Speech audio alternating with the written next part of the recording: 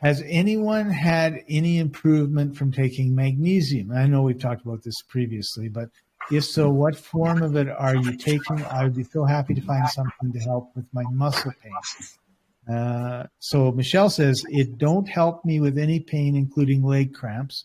And Jennifer said, I take malate or malate and malate. Yeah, magnesium malate. Okay. If I'm consistent with it, it takes a few weeks, but I notice an improvement. So why would someone want to take magnesium? What's it going to do? Okay, so the autonomic nervous system is made more active by calcium, as in puts you in fight or flight, and it's put into park or neutral by magnesium, putting you into the parasympathetic rest, repair, digest. So when you push calcium, your elimination shuts down. When you push magnesium, it speeds up. This is the indicator of how much magnesium you can take orally, because when you take just enough, you'll hit the bowel flush moment. All of a sudden, you will be moving your gut pretty quick. Right. So that's the problem with oral supplementation. You may be never able to take enough magnesium trying to take it orally, because you will be triggering the bowel flush. So you'll be forever in a state of diarrhea if you take a clinical dose of magnesium. Therefore, you can take it topically. There are two common forms that you can use topically. One is called Epsom salts, that magnesium sulfate, and the other one is magnesium chloride, which is known as the magnesium oil. The reason people call it that is when you get the saturated solution of magnesium chloride, it feels slick in your fingers. It's kind of oily feeling, but it's a water-based solution. Oh, okay.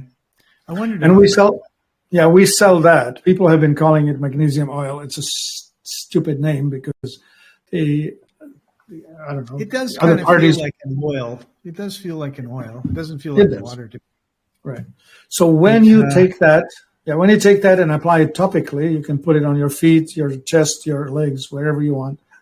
It will go through your skin, get absorbed.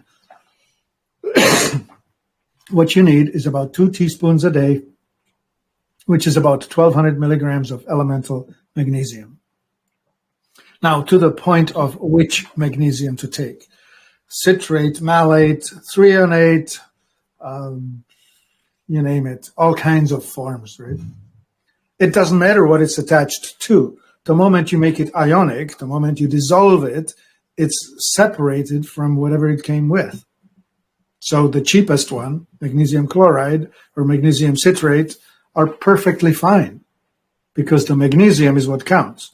The chloride from magnesium chloride gets used in your stomach to make hydrochloric acid. If you go with Epsom salts, the sulfates are used in your joints and other connective tissue to build things. The malic acid is primarily used in your liver to help soften the gallstones and the legs. Malate is what makes apples sour, malic acid. Citrate is what makes lemons sour. There you go. If it doesn't taste good, it's good for you. If it tastes good, it's not. Yeah, okay. Magnesium chloride is as bitter as it gets. Taking it orally is you put a little bit of that on your tongue, and it's like, oh, that's not very good. It's really bitter. Really like the Epsom salts, to be honest. I mean, to have a nice warm bath or hot bath with the Epsom salts in it, or what were those salts that are pink that you I don't know if you still Himalayan salt? No, that's different. But Dead Sea salt is pretty good because that's 30% magnesium. So soaking with Dead Sea salt is very healing, very healthful. Which is why they have all those spa places around the Dead Sea, right? People get in there. It's supposed to make them feel better. It's such a bad name, Dead Sea. They call it dead because there are no fish in it. But it actually is very healthful, lively, supports life. It should be called, I don't know what to call it. But anyway. So add magnesium. So in general, if you're talking to someone that's suffering from fibromyalgia, you can't go wrong by having more magnesium in your... Yeah. I'd like to put in a commercial, Scott. People don't ask the question because they don't even know to ask it. We have this product called Amazing Soak, and the amazing is well-deserved. An Amazing Soak delivers large amounts of reactive oxygen species into the body. What is that? What is a reactive oxygen species? It's the stuff that raises the ORP, oxidation reduction potential. It causes your body, to absorb more oxygen, to use more oxygen? Yeah, have more available oxygen. So something like this. Hyperbarics chamber without the hyperbarics chamber. Well, yeah, okay. So we have had a person running a marathon, and after a marathon, they beat up for about a week. Like, it takes a long time to recover from the darn thing because it's a lot of abuse. I think a marathon runner straight after the marathon feels like a regular fibromyalgia client getting up in the morning. Anyway, the point being, so take 2 ounces of this Amazing Soak, put it in a bathtub, soak in it for half an hour. This person, after a marathon, usually takes a week to recover, is back to full function within the next day, right after the bath. Many clients with this Amazing O, they take 1 bath, then they take the second bath a week later, and then they take a third bath a month later. And that's all they need.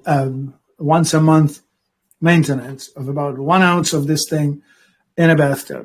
And it's phenomenally effective at improving the oxygen availability in the tissue. So you're not tired and you're not having these neurological problems.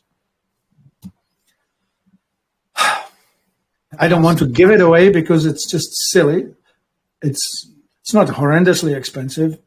16 ounces, shipping included, about $100. Small price to pay for no more aches and pains. Yeah, that would be about a year's supply for a normal user. Well, that's the other way of putting it too, right? Yeah. 52 baths? No, not 52. Once a month. Once a month. You need about an ounce. 2 ounces on the first one. Yeah. So a year's supply, and just having a bath and laying there and being quiet is going to help you. Right. And you can do it as a foot soak if you can't get a full bath. Right. Cool. All right. Amazing O. Yeah. Amazing Soak. Amazing O is the same product, but it's in a bottle with an eyedropper, and that's usually for people who want to disinfect their mouth or who want to kill off anything that's inhaled and all of that. That stuff releases the same hypochlorous acid that the white blood cell releases when it's killing off an invader. That's what it does. So you should only have it when you're feeling sick. Yeah, I suppose. Yeah. Who's not feeling sick today? I take some every day. Oh, you take some every day. Okay. So 3 drops in a glass of water? That's it. I take 4. 4 drops in a glass of water. Okay. I have some, but I haven't started taking it. I've smelt it, and it's just like, oh. Yeah, it smells like a public pool.